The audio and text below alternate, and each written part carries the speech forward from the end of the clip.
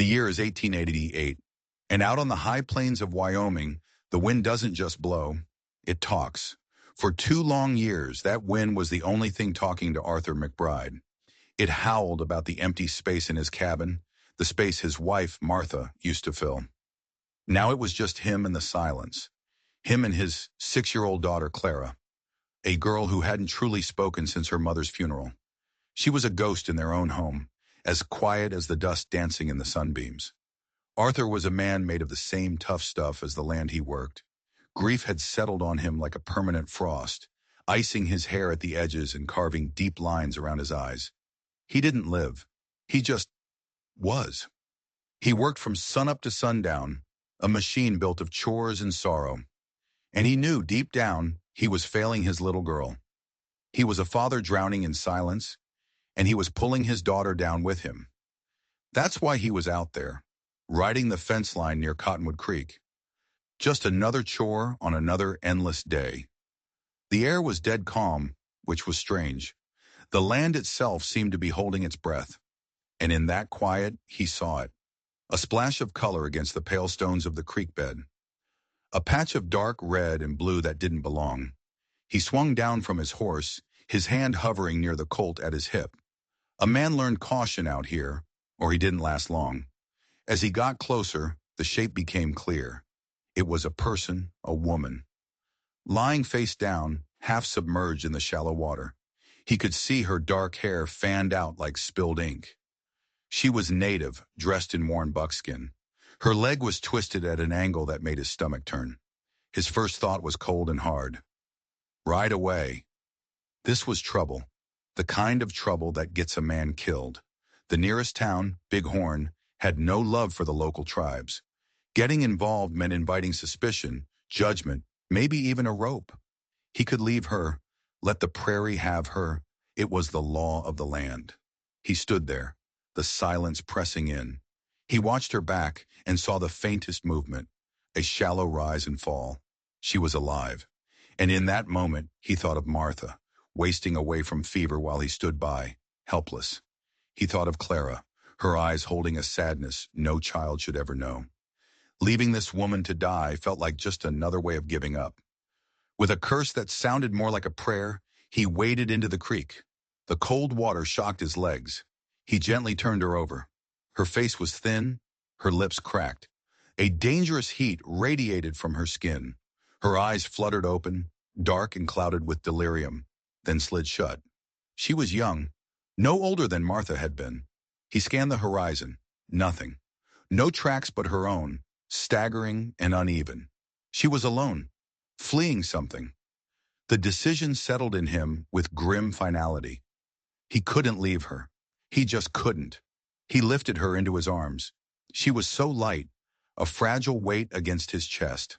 A pained whisper escaped her lips, the first human voice he'd heard on this land in months, other than his own or Clara's. He got her on his horse and turned for home. This profound and dangerous disruption held tight against him. Clara was on the porch when he rode up, a small, silent sentinel. Her eyes went wide when she saw the woman slumped in her father's arms. "Go inside, Clara," Arthur said, his voice rougher than he intended. "Get a blanket. Put the kettle on."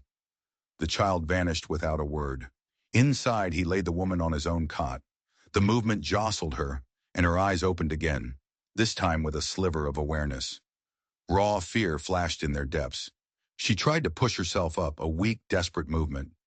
"Easy now," Arthur said, keeping his voice low. "You're safe here." The word felt like a lie. This place hadn't been safe. It had just been empty. The woman's eyes darted from his face to the rifle by the wall, then to the door.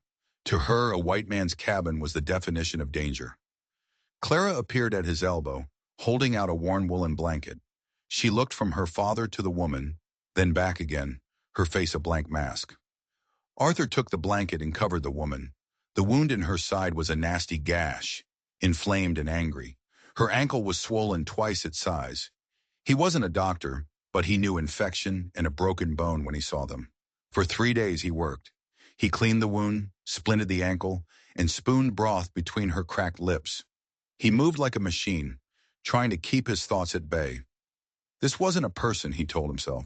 It was a problem to be solved. But in the long nights as she murmured in her own tongue, gripped by fever, the wall he'd built around his heart began to crack. He saw not just a stranger, but a woman in agony, haunted by her own ghosts. She fought for her life with a stubborn ferocity, and on the fourth morning, the fever broke. He walked in from his chores to find her awake. Her eyes were clear and they were watching him. It was a sharp, intelligent gaze, cautious, assessing. He gave a short, awkward nod. "You're looking better." She said nothing, just watched as he stoked the fire and prepared a thin gruel of oats. The silence in the cabin was different now. It was no longer just empty. It was charged, heavy with questions. He brought the bowl to her. She pushed herself up, wincing, and took it from him. Her fingers brushed his. They were long and slender. She ate slowly, deliberately, her eyes never leaving his face. When she finished, she held the empty bowl out to him. "Thank you," she whispered. Her voice was raspy, but her English was perfect. It hung in the air, changing everything. A single phrase, a bridge across the chasm of silence and mistrust. But as he took the bowl, he noticed something he hadn't seen before, tucked inside the collar of her buckskin dress. A fine silver chain. It was out of place. It wasn't tribal work. It was delicate, expensive looking, something a wealthy white woman would wear. He reached out, his curiosity getting the better of him. "What's this?" he asked. Her hands shot up and grabbed the chain, her eyes flashing with a new kind of fear. "Nothing," she snapped, her voice suddenly strong. She tucked it away, her hand protectively over her chest. Arthur stared at her. The English was perfect. The chain was out of place. And the fear in her eyes wasn't just about him anymore. This woman wasn't just a victim who had stumbled onto his land. She was hiding something. And Arthur had a sudden, sinking feeling that the trouble he'd invited into his home was far more complicated and far more dangerous than a simple wound in her side. Over the next week, the woman who told him her name was Vavena began to recover, but her secret remained locked away behind those watchful, cautious eyes. She moved with a quiet pride, even as she limped on her splinted ankle. She spoke very little, and when she did, her English was suddenly broken, hesitant. It was an act. He knew it was an act. The clear, perfect English from that first day had vanished, replaced by something calculated to make her seem simple, harmless. It did the opposite. It put him on edge. What was she so afraid of? Who was she hiding from? He'd ask her questions about where she came from, and her answers were always vague. A story about her husband being killed by traitors. It felt thin, rehearsed. But while Arthur grew more suspicious of the woman, his daughter was growing more fascinated. Clara would watch Vavena for hours. She'd watch her rebraid her long black hair. She'd watch her mend her dress with a needle and thread Arthur had provided. It was a silent conversation between the two of them, a language of observation that Arthur couldn't decipher. The real change happened one gray afternoon. Arthur was outside splitting logs, the familiar thump of the axe a comfort. He glanced toward the cabin and saw Vavena beckon to Clara. The child, clutching her faceless rag doll, hesitated. Vavena said something soft, too low to hear, and patted the floor beside her cot. Slowly, Clara shuffled forward and sat down. Arthur stopped his work, leaning on his axe, and just watched. He saw Vavena pick up a small piece of scrap wood from the kindling box. She took the small knife Arthur used for whittling, and with slow, careful movements, she began to carve. Clara was mesmerized. A shape started to emerge. A bird with its wings half spread, its head tilted. Vavena worked with a quiet grace, her hands moving as if they'd done this 1,000 times. When she was finished, she sanded it smooth with a stone from the hearth and held it out to Clara. The little girl looked at the carving, then up at Vavena's face. And then it happened. A smile. A real, genuine smile spread across Clara's face. The first he'd seen in 2 years. She reached out and took the wooden bird. "Bird," Clara whispered. The word was clear, bright. Vavena smiled back, a soft, tired smile that lit up her face. "Yes," she said, her voice gentle. "Ikasta." From his spot by the woodpile, Arthur felt something inside him break open.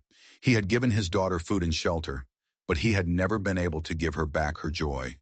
This woman, This stranger full of secrets had just done it with a piece of scrap wood. But as he watched Clara trace the lines of the carving, a detail caught his eye. A small, strange notch carved into the underside of the bird's tail. It was deliberate, a symbol. He recognized it. He'd seen it before, branded onto the hindquarters of cattle belonging to the most ruthless rancher in the territory, a man named Garrett Vance.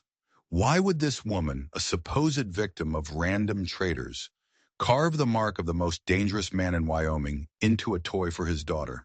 The questions piled up, each one darker than the last. He looked at Vavina, now humming a soft tune to Clara, and he realized he wasn't just looking at a survivor.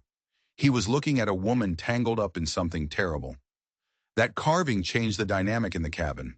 The wall of suspicion between Arthur and Vavina didn't disappear, but it became more complex. He would watch her, trying to piece together the puzzle. Who was she, really?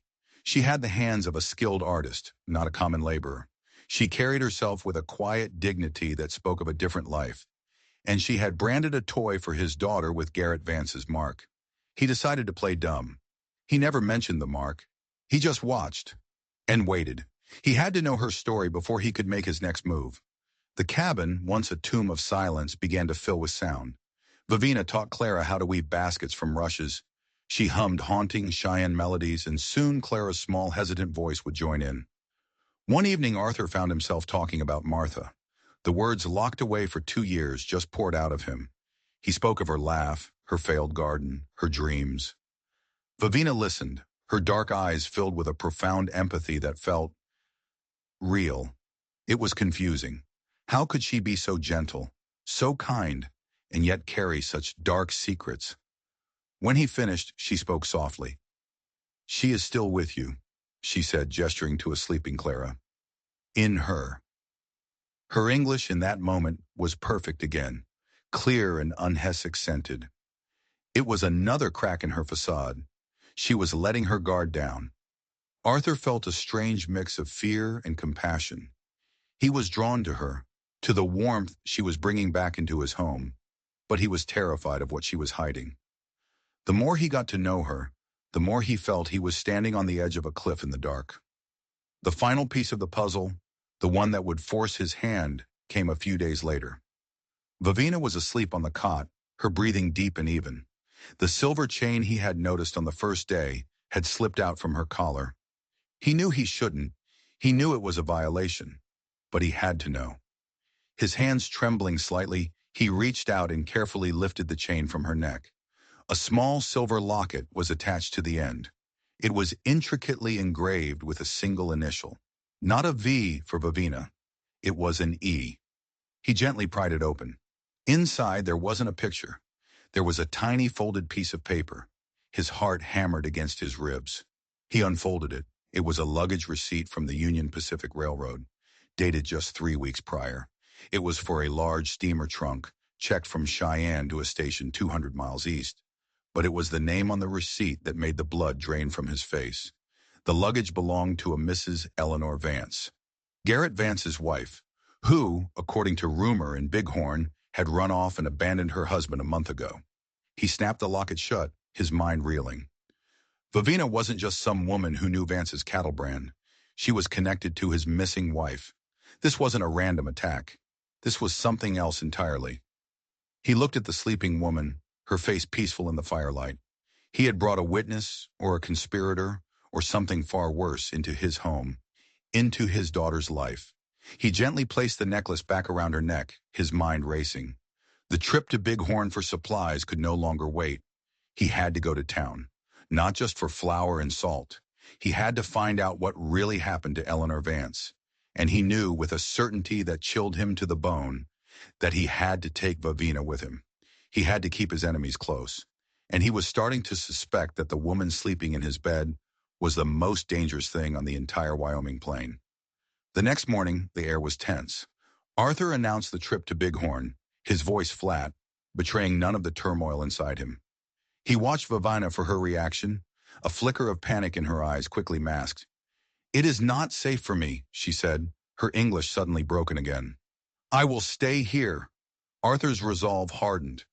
"You're coming," he said, his tone leaving no room for argument. "Clara's coming. We go as a family." He used the word deliberately, watching her.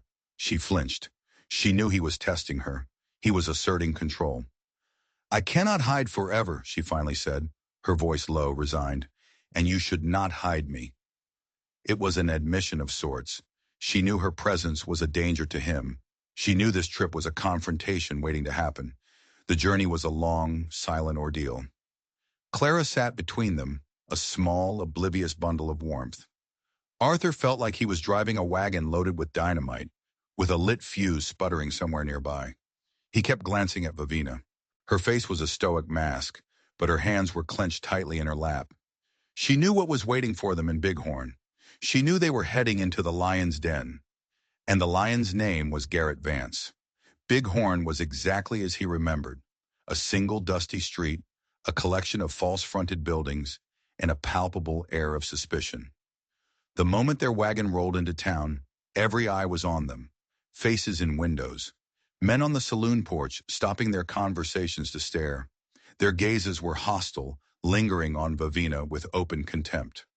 Arthur felt a cold fury rise in him.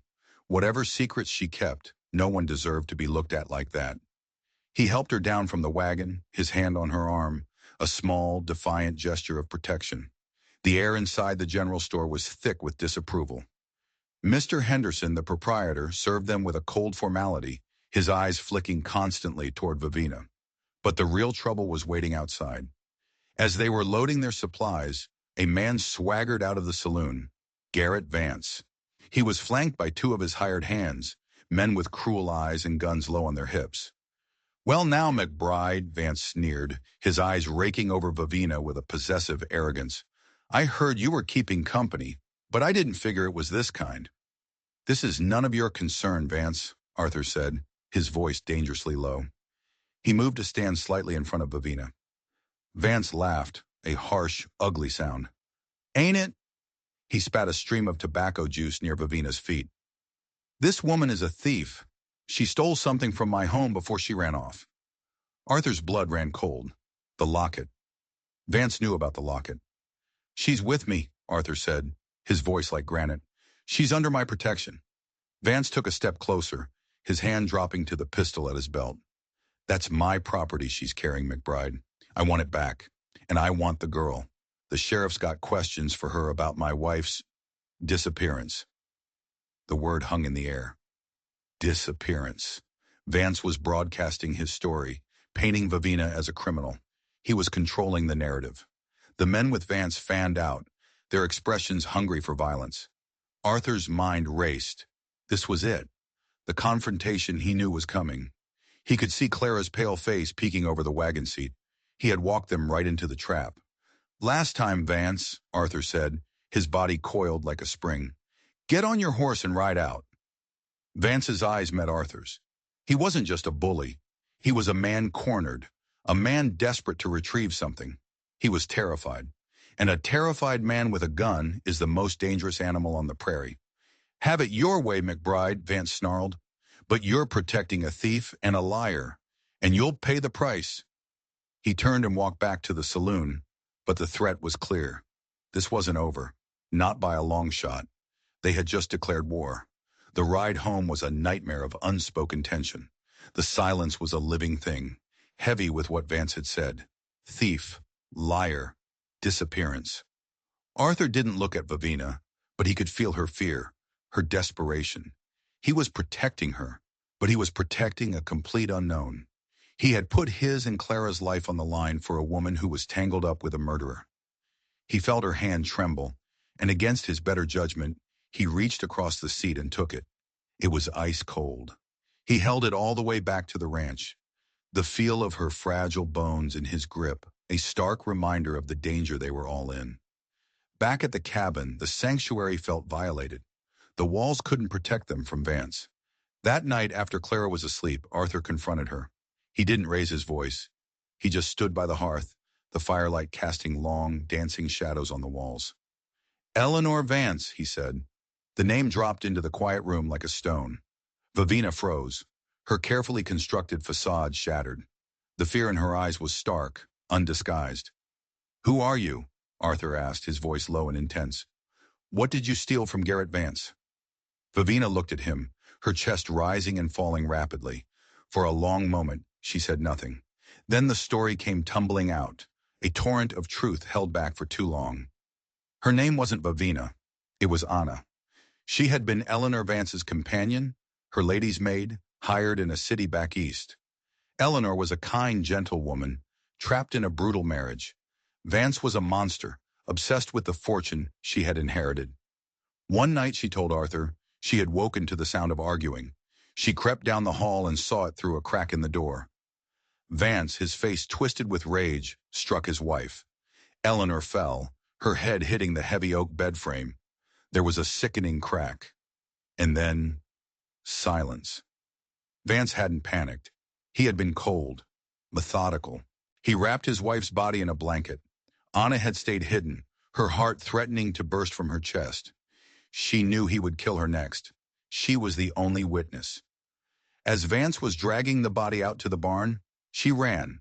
She didn't take anything but the one thing Eleanor had given her for safekeeping, the locket. "He didn't know I had it," Anna whispered, her voice trembling.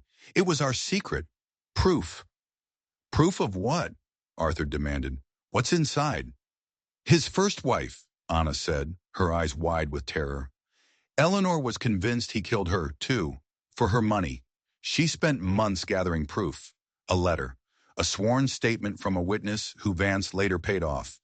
It's all in there, on a tiny piece of paper, folded up inside the locket."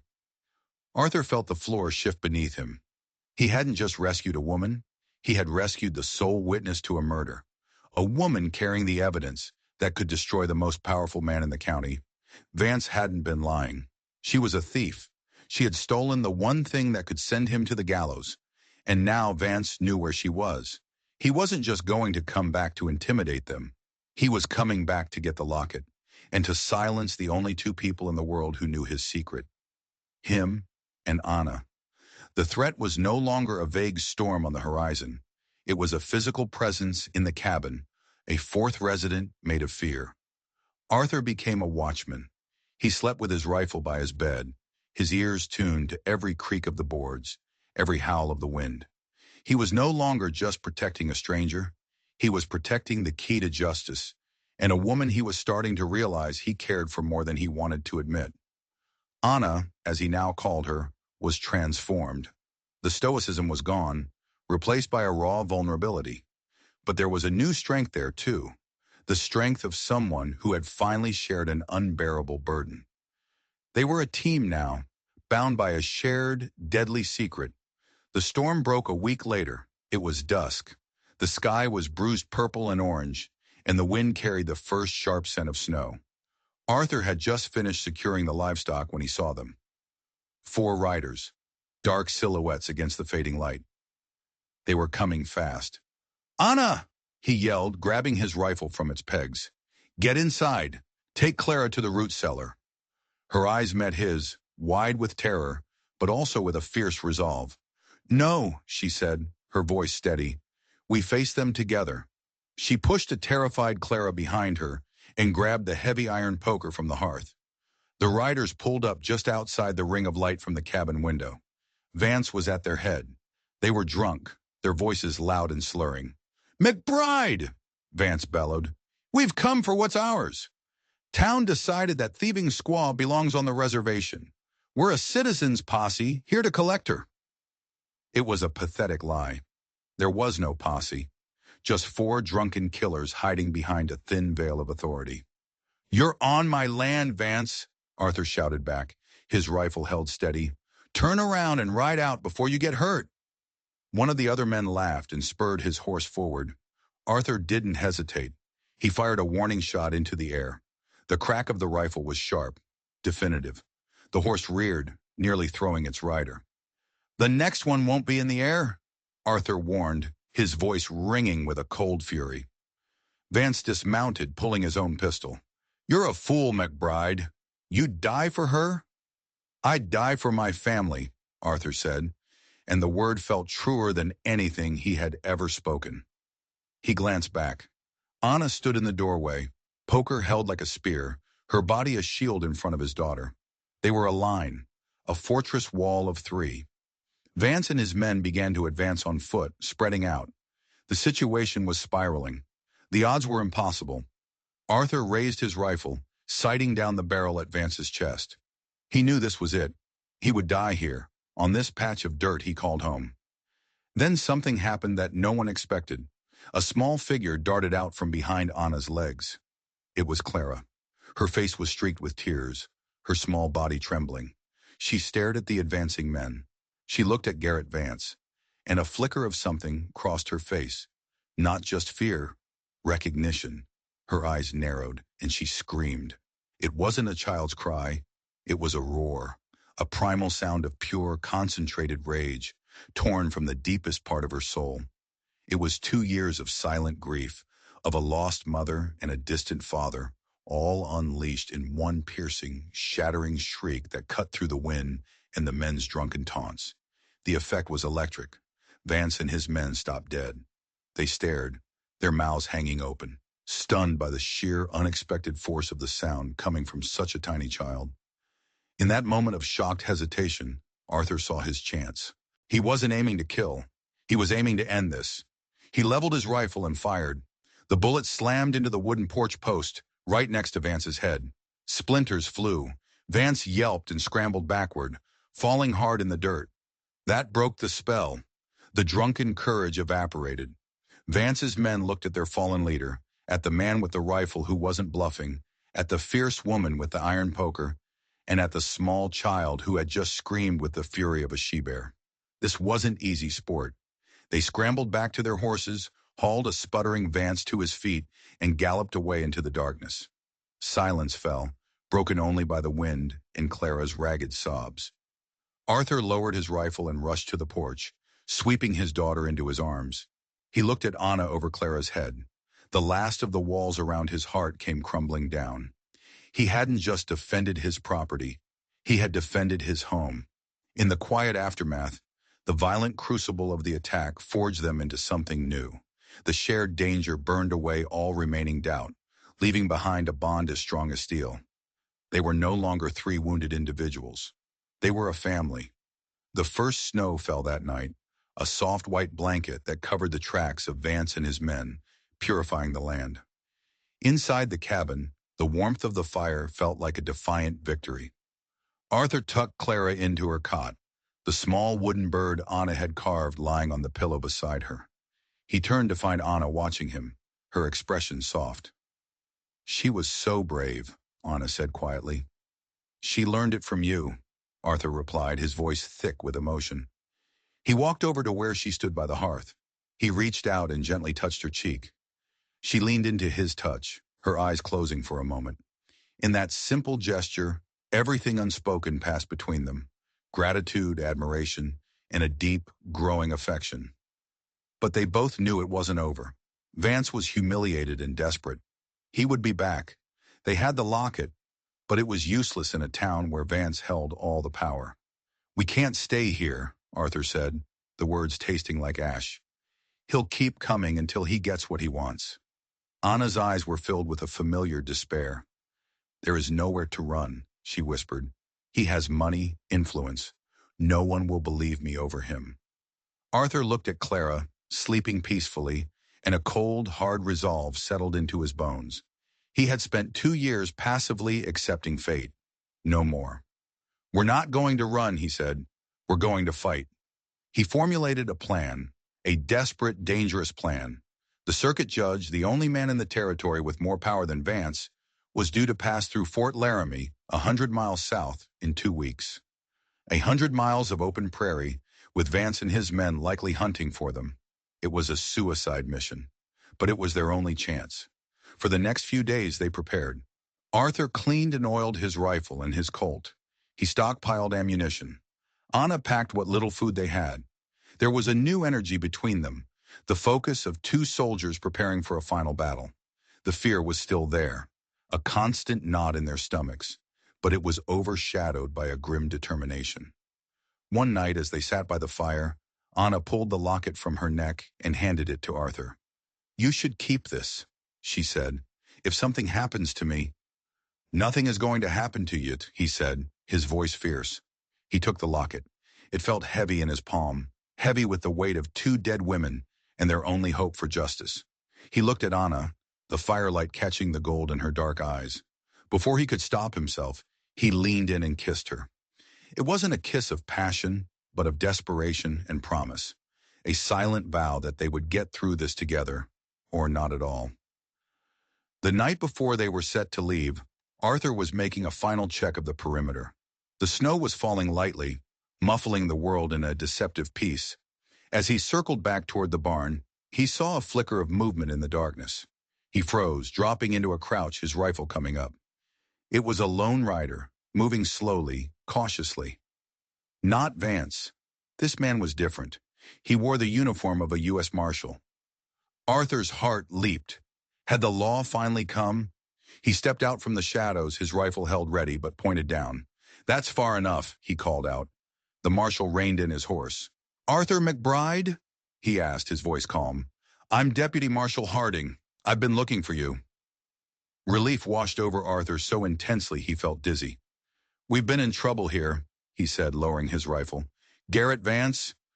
"I know all about Garrett Vance," the marshal interrupted, swinging down from his horse. "That's why I'm here. I have a warrant for your arrest, Mr. McBride." Arthur stared, dumbfounded. "My arrest? For what?" The marshal's face was grim in the moonlight. "For the murder of a Cheyenne woman named Vavina." The marshal's words hit Arthur like a physical blow. "Vavina?" he stammered. "There is no Vavina. Her name is Anna. She's inside. She's alive." The Marshal Harding just shook his head slowly. "We found a body in the creek on your property line 2 days ago. Shot in the back, dressed in Cheyenne buckskin. Mr. Vance and his men found her, said they'd heard you'd taken in a stray, and then heard a gunshot from this direction a week ago." It was a frame-up, a perfect, diabolical frame-up. Vance had found another woman, killed her, dressed her in Anna's discarded clothes, and dumped the body. He had manufactured a crime to get Arthur out of the way, to isolate Anna. "It's a lie," Arthur said, his voice shaking with rage. "Vance is the murderer. The woman in my cabin, she's the witness." "I'm sure she is," Harding said, his voice laced with tired cynicism. "Sir, I'm just here to serve a warrant. You need to come with me." Arthur's mind raced. If he went with Harding, he'd be leaving Anna and Clara alone, undefended. Vance would be here before they even reached Bighorn. "No," Arthur said. "You're not taking me." He raised his rifle. Harding sighed and drew his own pistol. "Don't be a fool, McBride." "The fool is the one who believes a single word that comes out of Garrett Vance's mouth," Arthur shot back. Just then, the cabin door creaked open. Anna stood there, the poker in her hand. "What is happening?" she asked, her eyes wide with fear. Harding glanced at her, then back at Arthur. His eyes narrowed slightly. "You can tell your story to the judge," he said, "but right now you're coming with me." "And leave them alone with him?" Arthur said, his voice cracking. "I'd die first." There was a long, tense standoff. The falling snow seemed to slow time, each flake a tiny white second. Arthur saw the conflict in the marshal's eyes. He wasn't a hired gun like Vance's men. He was a lawman, but the law was being twisted into a weapon. "Let me show you something," Arthur said slowly, never lowering his rifle. "Keep your gun on me, but let me show you why Vance wants us dead." He reached into his pocket and pulled out the locket. "The proof is in here." Harding hesitated. It was against every rule in the book. But something in Arthur's desperate plea, something in the fierce protectiveness of the woman in the doorway, made him pause. "All right, McBride," he said, slowly. "Toss it over." Arthur tossed the locket. It landed in the snow at the marshal's feet. Harding kept his gun trained on Arthur as he bent to pick it up. He fumbled with the clasp, his gloves making it difficult. He pried it open. He pulled out the tiny folded paper. It took him a moment to unfold it in the dim light. He read it. His expression didn't change, but Arthur saw his shoulders slump, just slightly. It was the posture of a man who had just realized he was a pawn in a very dirty game. He refolded the paper, put it back in the locket, and slipped it into his own pocket. This changes things, he said, his voice low. But it doesn't change the fact that there's a dead woman on your property and a warrant with your name on it. Before Arthur could respond, a sound cut through the night. A whistle, a signal. From the east. Another whistle answered from the west. They were surrounded. Vance hadn't waited. He'd sent the marshal in as a distraction, and now his men were closing the net. Harding cursed under his breath. Looks like you were telling the truth after all, McBride. Get inside. Both of you. They scrambled into the cabin and barred the door. Clara! Arthur yelled. Root cellar! Now! The little girl, her face pale with terror, scrambled through the trap door in the floor without a word. The first gunshot shattered the window.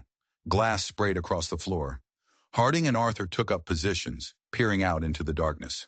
How many? Harding asked. At least 4, Arthur said. Maybe more. Vance is a coward, Harding grunted, reloading his pistol. He'll hang back and let his dogs do the work. For the next hour, the tiny cabin became a war zone. Gunshots echoed in the enclosed space. Bullets ripped through the thin wooden walls. Anna, crouched by the hearth, reloaded the rifles for them, her hands moving with a steady, determined rhythm. They were a well-oiled machine, born of desperation. Harding was a professional, a cool head under fire. Arthur fought with the ferocity of a cornered animal protecting his young. They held them off, but they were trapped. It was only a matter of time before their ammunition ran out, or before Vance decided to just burn the cabin to the ground. Then there was a lull in the fighting. A voice called out from the darkness. It was Vance. Harding! I know you're in there. Throw out the girl and the locket, and we'll let you and McBride live. The marshal yelled back. You're under arrest for murder, Vance. It's over. Vance just laughed. You have no authority here, Harding. This is my town, my land. Now send her out, or we burn you out. They could hear the men splashing kerosene on the outside walls. The smell of it filled the cabin, a sickeningly sweet promise of death. This was the endgame. Trapped, outgunned, about to be burned alive. Arthur looked at Anna, her face smudged with gunpowder, her eyes blazing with defiance. He looked at the trap door where his daughter was hiding. He had failed. He had brought them all here to die. But then he remembered Clara's scream, the sheer, unadulterated force of it, and he had another idea. A wild, insane, last-ditch idea. He turned to Harding. I need a distraction, a big one. Can you give me 30 seconds? Harding looked at him, then nodded grimly. Whatever you're planning, do it fast. Arthur turned to Anna. The locket, he said. Give it to me. She looked confused, but pulled the chain from her neck and handed it to him. He then grabbed the heavy iron poker from the hearth. When I go, he said to Harding, put every bullet you have through that window. He took a deep breath, looked at Anna one last time, and then with a roar, he kicked the front door open and charged into the night. The moment Arthur burst out, Harding opened fire. The sudden, sustained volley of shots from the cabin made Vance's men dive for cover. It was the 30 seconds Arthur needed, but he wasn't charging the gunman. He was running the other way, towards the barn, the poker in one hand, the locket in the other. He could hear Vance shouting orders, confused by the tactic. He's making a break for it. Get him! Bullets whizzed past Arthur's head, thudding into the barn wall. He ignored them. He had one goal. Inside the barn, his horse whinnied nervously. He didn't have time to saddle it. He grabbed the locket, looped the chain through the horse's bridle, and cinched it tight. Then he grabbed a pitchfork, jammed it into a bale of hay, and lit the hay on fire with a lantern that was always kept burning. He slapped the horse on the rump with the flat of his hand. Go! He screamed. The horse, terrified by the gunfire and the sudden flame on its back, bolted out of the open barn door. It galloped madly into the darkness, a moving beacon of fire, the silver locket glinting around its neck. Vance's men, seeing the fiery horse and thinking Arthur was making a mounted escape with the evidence, immediately gave chase. It's a trick! Vance screamed, but it was too late. His men were already thundering off into the prairie, chasing a ghost. Vance was left standing there with only one of his men, his plan collapsing around him. In that moment of confusion, Arthur, who had ducked back into the shadows of the barn, saw his real chance. He hefted the iron poker. He wasn't a gunman, but he was a man who had been splitting logs for 2 years. He knew how to swing. He exploded from the barn, a silent wraith of vengeance. The remaining gunman turned, his eyes wide, but he wasn't fast enough. The poker swung in a vicious arc and connected with the man's wrist. There was a sickening crunch, and the man screamed, his pistol dropping to the ground. Vance spun around, his face a mask of disbelief and rage. He raised his pistol to fire, but Arthur was already on him. He didn't swing the poker. He lunged, driving the blunt end of it straight into Vance's gut. The air left the rancher in a whoosh. He staggered back, gasping. Arthur didn't stop. He was a force of nature. He tackled Vance, driving him to the snowy ground. They wrestled for the gun, two men locked in a primal struggle for survival. The gun went off, the shot muffled by the snow. For a second, neither man moved. Then Vance went limp. A dark stain began to spread across his chest.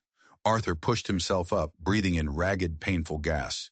He was alive. It was over. Deputy Marshal Harding and Anna ran out from the cabin. Harding checked Vance. "He's dead," he said, his voice flat. He then looked at Arthur, at the blood on his hands, at the smoking gun in the snow. "You're going to have a lot of explaining to do, McBride." Arthur just nodded, his body screaming in protest. He looked at Anna. Her face was a mess of relief and tears. She ran to him, throwing her arms around him. He held her tight, the warmth of her body a confirmation that they had survived. They had won. They found the horse a mile away the next morning, grazing peacefully, the locket still secure on its bridle. Harding took the locket, Vance's body, and the wounded gunman back to Fort Laramie. The story Anna told, backed by the evidence in the locket and the testimony of a U.S. deputy marshal, was irrefutable. Garrett Vance was exposed as a double murderer. Arthur McBride was cleared of all charges, his actions deemed self-defense. They were free. When Arthur, Anna, and Clara finally returned to the cabin, it was different. The bullet holes in the walls were like scars, a reminder of the battle they had won. But the house itself felt cleansed. The ghosts were gone. The silence was gone. It was filled now with the sound of Clara's laughter, a sound more beautiful than any birdsong. Life found a new rhythm, a true rhythm. The winter snows melted, revealing a land ready for new growth. Anna planted a garden in the same spot Martha's had failed, but under her knowing hands, green shoots pushed their way through the stubborn soil. One evening that summer, Arthur stood on the porch, watching Anna show Clara how to water the seedlings. The setting sun cast them in a golden light. Clara laughed, a pure, happy sound that was now the music of the ranch. Anna looked up and saw him watching, and a slow, beautiful smile spread across her face. In that moment, Arthur understood the truth of his journey. He thought he had stumbled upon a dying woman in a creek. He thought he was saving her, but he was wrong. She had, in turn, rescued him from the prison of his grief. She had given his daughter back her voice. He hadn't just found a survivor. He had found the missing piece of his own soul, out there on the vast, unforgiving, and beautiful Wyoming plains. If you enjoyed this story of survival and justice, make sure to hit that subscribe button and turn on notifications so you don't miss our next dive into the strange and mysterious. And let me know in the comments below, what would you have done if you were Arthur? Would you have ridden away, or would you have taken the stranger home?